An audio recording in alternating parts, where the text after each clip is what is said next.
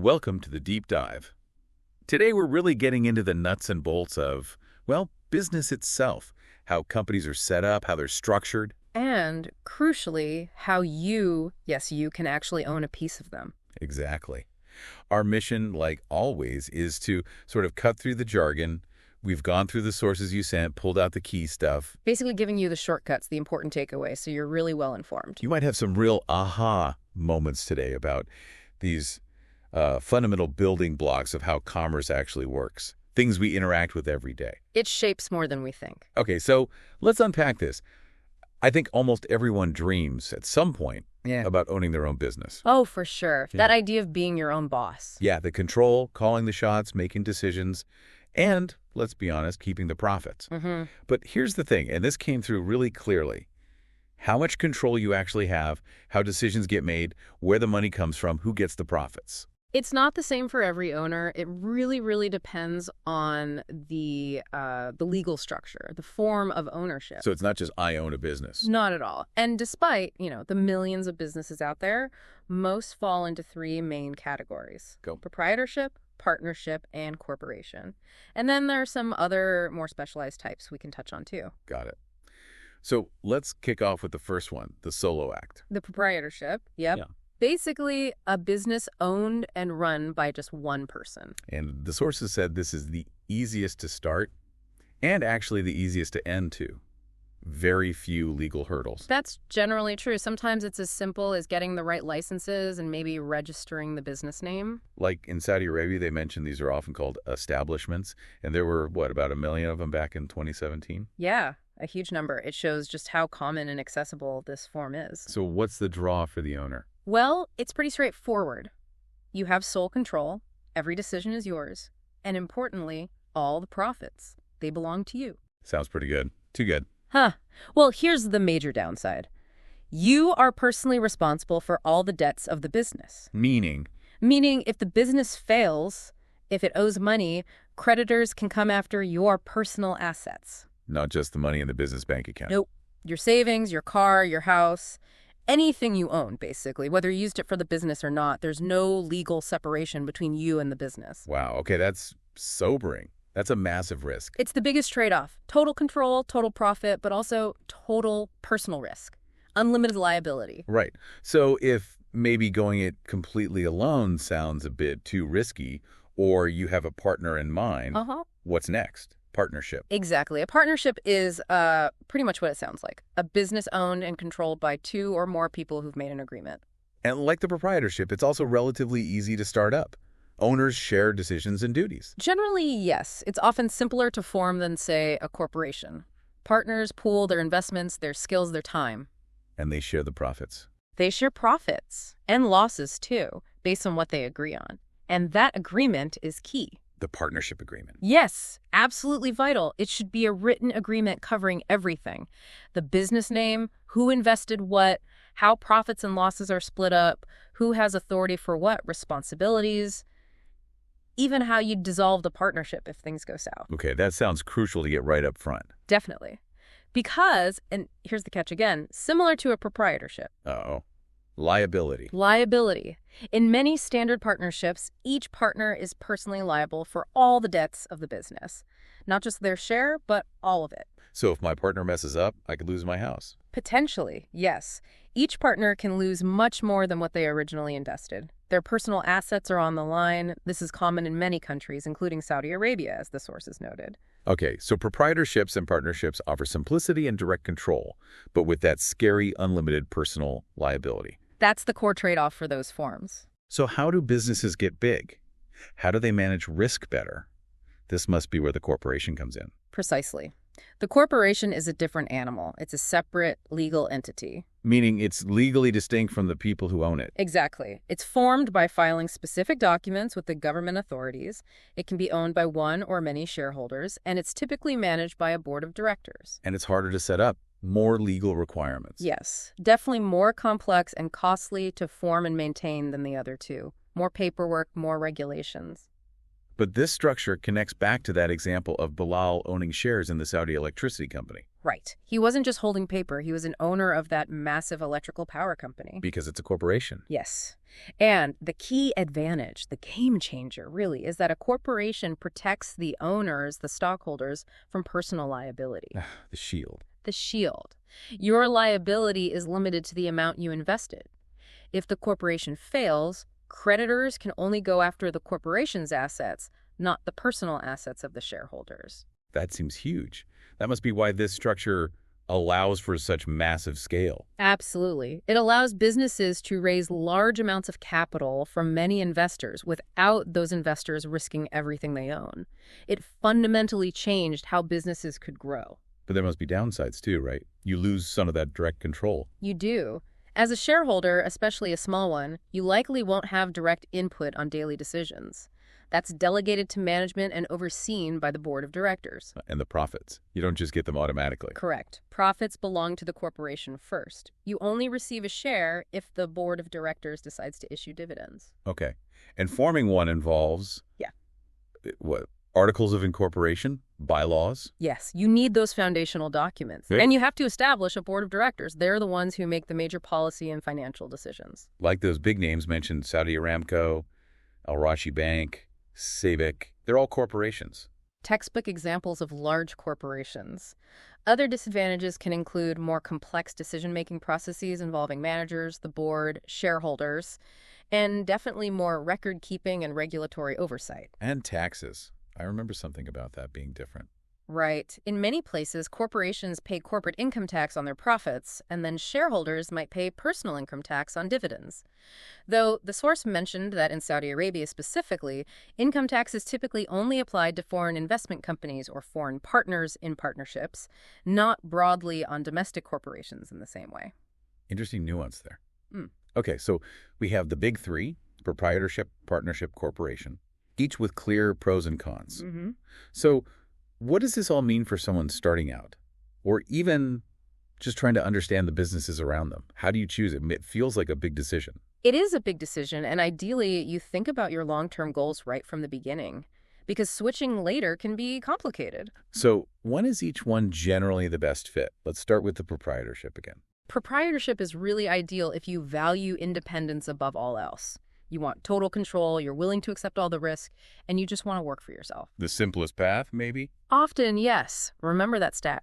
Over 90% of adults in Saudi Arabia felt starting a business was easy in 2021-2022.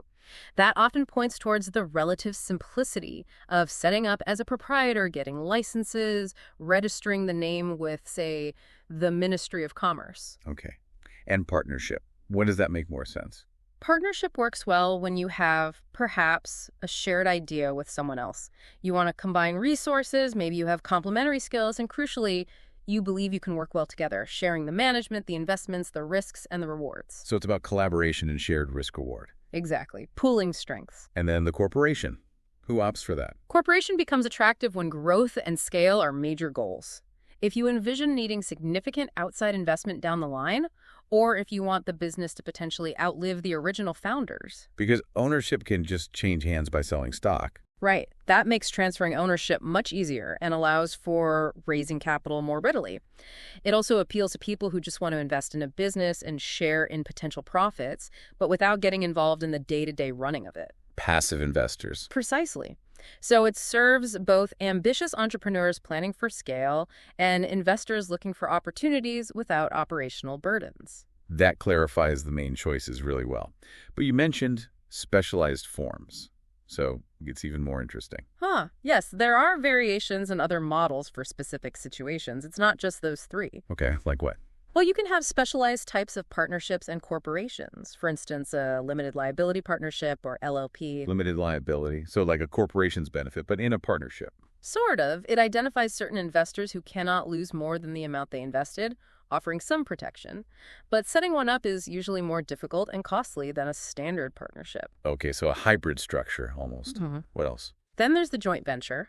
This one's quite unique. It's typically formed by two or more existing businesses. Not individuals. Usually other businesses, yeah. And they come together for a specific project or a limited time. It's not meant to be permanent. Like that Doocer and GE example for gas turbine manufacturing. Exactly. A SAR 1 billion project focused specifically on that manufacturing goal, tie it into Saudi Vision 2030. It shows how businesses can pool resources for massive, specific initiatives. Interesting. Temporary alliance for a big goal. Got it. What about businesses not aiming for profit? That brings us to the nonprofit corporation, sometimes called not-for-profit. Like charities. Yes, their primary purpose is to benefit the public, not to make money for owners.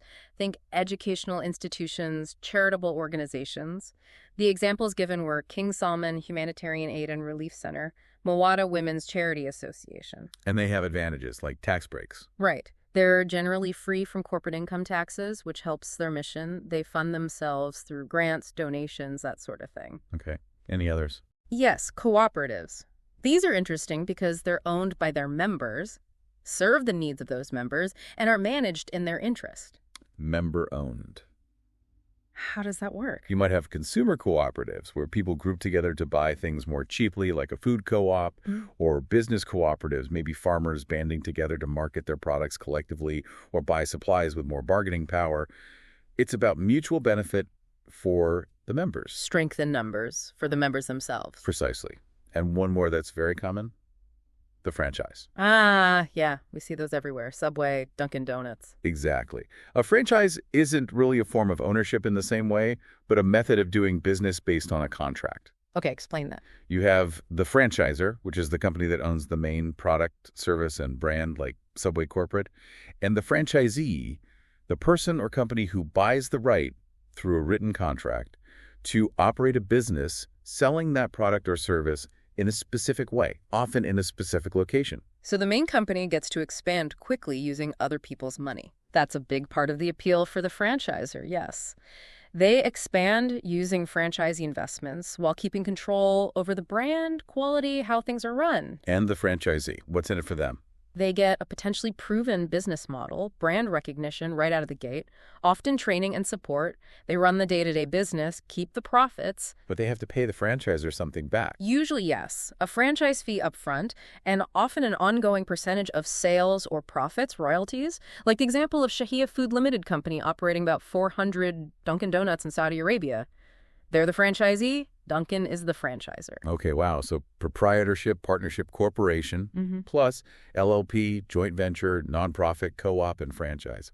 Quite a landscape. It really is. And that brings us back neatly to corporations and, well, owning stock, like Bilal and his Saudi electricity company shares. You said understanding this stock data is really an important life skill now. I think so, yeah. Even if you're not actively trading, understanding how companies are valued and tracked just helps you understand the economy you live in. And in Saudi Arabia, the main stock exchange is Tadawul, with the TSI index tracking overall performance. That's right. Tadawul is the exchange, TSI is the key index. But just watching the overall index or even just one stock's price go up and down, it doesn't tell the whole story. Investors need to dig deeper. Definitely. You need to track more than just the price over time to really get a sense of a company's health and investment potential. Okay, so let's break that down. When you look at stock data, like a quote online or in an app, what are the key things to look for beyond the price? Right. So first, you'll always see the company's symbol, SAYM. That's just its unique ticker, its abbreviation, like SPCC for Southern Province Cement Co., or we use the fictional XMPL. Easy enough. Got it. Ticker symbol. What's next? Dividends, often shown as D or V or just D. This is crucial. It's the amount of profit the board of directors has decided to pay out directly to the stockholders. So it's actual cash paid to owners. Exactly. It's a direct return on investment, separate from whether the stock price itself goes up or down. Do all companies pay dividends? No. High-growth companies often reinvest all their profits back into the business to fuel more growth, so they might pay very low or zero dividends. More mature, stable companies like utilities often pay regular, steady dividends. Different appeal for different investors. Okay, so dividends are direct payouts. What about yield, YLD? Yield, YLD, is directly related to the dividend. It expresses the annual dividend payment as a percentage of the current stock price. Why as a percentage? It makes comparison easier. A SAR 2 dividend means more if the stock costs SAR 40 than if it costs SAR 200, right? The yield tells you the rate of return you're getting from dividends based on the current price. How's it calculated? You just divide the total annual dividend per share by the current stock price per share. The example was SAR 5.82 dividend divided by a SAR 127.000 price gives a yield of 4.58%. Okay, so yield helps compare dividend income potential. What about comparing the price itself? Like, is this stock expensive or cheap relative to its actual earnings? Now you're talking about the price to earnings ratio, or Okay. PE ratio. This is a really common and important one. Price to earnings. What does it tell us? It compares the current market price per share to the company's earnings per share, EPS. Basically, it shows how much investors are willing to pay right now for each SAR 1 of the company's current earnings. So a high PE means investors are paying a lot for current earnings. Exactly. It often suggests investors are optimistic about future growth. They expect earnings to rise significantly, so they're willing to pay a premium now. And a low PE. Could mean a few things. Maybe it's a very stable, mature company, not expected to grow super fast. Or maybe the market is undervaluing it for some reason. It's calculated simply. Stock price divided by earnings per share. The example was SAR 127.00 price, upper 12.06 EPS equals a PE of 10.53. Got it. PE reflects market expectation and valuation relative to earnings. What else is usually in those stock charts? You'll always see a HI-low data. This shows the highest and lowest prices the stock traded at during a given period. Could be the daily high-low or often the 52-week high-low, showing the trading range over the past year. Gives you a sense of volatility. And the open and close prices. Yeah, often shown as O for open and C for close. Tells you where the stock started trading and where it finished for that day or period. The example for XMPL showed it opening at 83.50 and closing higher at 85.31, hitting a low of 82.65 and a high of 85.31 during that day. Shows the intraday movement. Makes sense. What about just the simple change? Right, percent change. That just shows the difference between the current closing price and a previous closing price, expressed as a percentage. Quick performance indicator, like if the stock was a 127.97 5 days ago and is 124 today, the change is -of 3.2%. Simple enough. And one more. Volume. Volume. This is important too. It shows how many shares were actually traded during that period, usually a day. Why does volume matter? High volume can suggest strong interest or conviction behind a price move. If the price goes up sharply on high volume, it suggests lots of buying enthusiasm. If it drops on high volume, suggests strong selling pressure. Low volume might mean less conviction or interest in the current price level. The XMPL example showed over 281,000 shares traded. That indicates decent activity. Okay, symbol, dividends, yield, PE, high-low, open-close, change, volume. That's actually a lot of information packed into those little quotes. It is, and Yeah. learning to read them gives you a much richer picture than just looking at the price trend alone. Wow.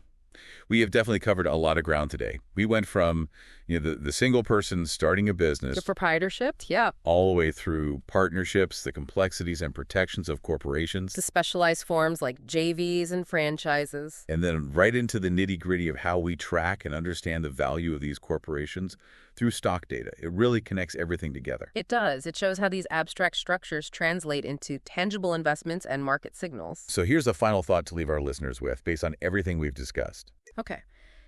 Considering all these different ways a business can be owned, from that corner store run by one person to a massive global corporation listed on Teduol, and knowing a bit about how investments in them work, how might understanding these structures change the way you look at the businesses you deal with every single day?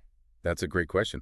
Does it change how you see the local shop versus the big chain? Or how you think about the services you use, the products you buy, who's taking the risk, who's reaping the rewards, who's making the decisions? It really does make you think differently about your own place in this whole ecosystem, doesn't it? Yeah. Whether you're just buying things, dreaming of starting something yourself, or maybe thinking about investing down the road. Absolutely. Knowing the structure behind the scenes, it adds a whole new dimension. A fantastic deep dive. Thanks for breaking that all down. My pleasure. It's foundational stuff, but really important.